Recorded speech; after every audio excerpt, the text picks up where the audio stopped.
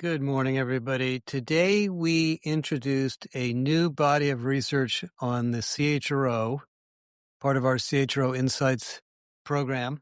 And this is more specifics on what's going on in the world of HR senior executives using some new data from 25,000 CHRO profiles analyzed by a company named Findem, which does detailed data labeling and AI-based data inference in the job market. And the report that summarizes the findings discusses 5 paradoxes. But before I talk about the paradoxes, I want to talk about the high-level results. Essentially, what you're seeing here, and I think many of you know this, but you may not have understood exactly how big this is that the role and expectations of the HR executive have skyrocketed in the last year, maybe 2 years. The average tenure of a CHRO dropped by about 20% from 6 years to 4.8. 70% of CHROs are in their role for the first time, which is relatively high, and almost only about 20 to 25% of the CHROs in this sample, and it's a big sample, had non-HR business experience, and that's relevant, as I'll explain in a minute.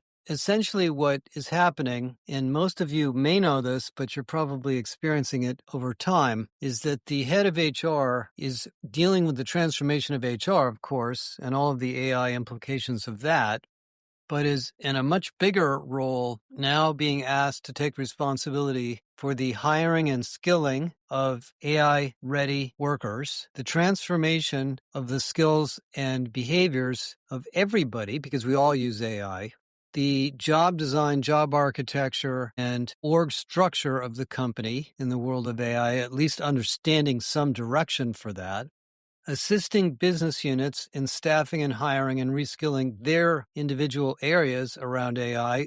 By the way, each functional area of business is going through a different kind of transformation because AI doesn't affect everybody the same way. AI in sales, AI in marketing, AI in finance, research, engineering, etc., are different. And dealing with a lot of labor market stress caused by the fears that employees have about AI, their agility and ambition to take advantage of AI for their own careers, and their desires to stay employed in a time of relatively high inflation. And on the candidate or workforce side, we are living through one of the most stressful periods since the pandemic. It's not as bad as the pandemic, but it's about as bad if you look at the employee engagement data, that people in the workforce all over the place, and it doesn't matter what job you're in, are worried that there's going to be some automation tool or some bot or some robot or some machine that's going to eliminate their job or replace it. And they don't know what that is. And their bosses and their CEOs are making all sorts of grandiose statements about productivity, which of course lands on the laps of,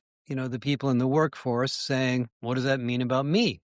Now, CEOs may not worry about that so much, but CHROs do, because we need to hire and retain people and reskill people and give them the energy to reinvent themselves around AI, and then figure out how to restructure the company and figure out where the big use cases are for AI. Because as I've talked about, this is a target-rich environment. I mean, everybody has things that we could automate that could make us more productive, but the big things tend to be cross-functional, cross-role workflows that require teams to focus on development of new applications. So anyway, that's all landed, much of it in the C-suite, of course, and the CHRO feels a tremendous amount of pressure. Now, in addition to this, there has been an explosion in the number of people in HR. If you look at the data in the report and some research that I'm going to publish in our 2026 imperatives, the number of people in HR has gone up 60% faster than the workforce as a whole. So in other words, the profession has grown in volume. And the reason for that is we've had skill shortages, the pandemic, remote work, hundreds of human capital issues, and of course, the economy has become more of a service economy every day. Something like 70% of U.S. GDP is service-related businesses. That includes software. So the HR function has gotten more complex. There are more job titles in HR. There are more functional skills and domains. we have 94 independent capability areas in our capability model, and I think we're missing about 8 to 10, so it may be more than 100. And so we've hired lots and lots of people into HR, and suddenly we feel, or at least many people feel, that it's become very bureaucratic, too slow, too administrative, and many of the practices of HR, these historic practices, how we do performance management, goal setting, pay, are falling out of date. Just to give you an example on pay, we're doing a lot of work on talent density, and you're going to read a lot about that from us, and I just did a podcast on it. Elon Musk is the first human being I know of that is now earning $1 trillion payout for his performance. And Meta, according to the analysts that I read, has spent almost $20 billion on AI talent in the last year. Some of that went to buying a couple of companies that were mostly just people, and many of the new engineers joining Meta get $100 million pay packages, which sounds almost bizarre, but now it's beginning to sound normal. How would you possibly reconcile that with a bell curve, forced ranking, 5-scale performance rating? Do you give them a 50 out of 5 or 500 out of 5? What is the point of having traditional performance management if that's the level of skills disparity we have in the workforce? That's an issue for the CHRO. Now, many high-performing companies ignore some of these HR practices and just do whatever they need to do, and then HR comes along later and tries to clean things up. Because if you decide you don't like HR getting in the middle of all these management decisions, you can ignore them, but you will end up with people that are unfairly paid relative to their peers, people that are underskilled or overskilled, people politically competing for different jobs when they really shouldn't, lack of collaboration, and many other organizational dysfunctional things. And if there's anything that the AI world is teaching us, it's that your ability to transform yourself in an integrated but speedy way is the number one factor in how quickly you catch hold of whatever this AI wave turns into. And that means alignment between people listening to each other, working together, collaborating, and upskilling themselves as individuals. And those things happen with a culture of trust and support and growth, not in a world where everybody does whatever they want. So, you could argue that HR is a bunch of bureaucrats, which, I suppose maybe we are bureaucrats, but what we're trying to do is give the company human capital practices that are as scalable and differentiated as financial practices, manufacturing practices, customer practices, sales practices, and everything else. And that's what HR is all about. And that's the reason it's so complex, is that if you think about the 194 domains, and as I said, it's more than that, every single one of them is a human capital practice that doesn't have a right or wrong answer. Just like you can't tell somebody there's a right or wrong way to do sales. There are things that work and things that don't work, and there are typical pitfalls, but everybody who does sales brings a slightly different approach, and in every company, the needs and the nature of the sale is different. So anyway, it's a complicated job, and since 70% of the CHROs are new, a lot of them are in the role for the first time, maybe not all of the 70%, but maybe half. And so what happens is you become a head of HR operations or a head of multiple functions or a head of talent, or maybe you're a head of labor, and somebody says, the CEO says, I'd like you to run the whole thing. And all of a sudden you realize it's a lot more complicated than you thought, because not only do you have all these functional areas to worry about, but you also have the technology stack, which is getting in the way all the time, the vendor market, the consultants breathing down your neck, all of which claim to have the right answer to all the problems.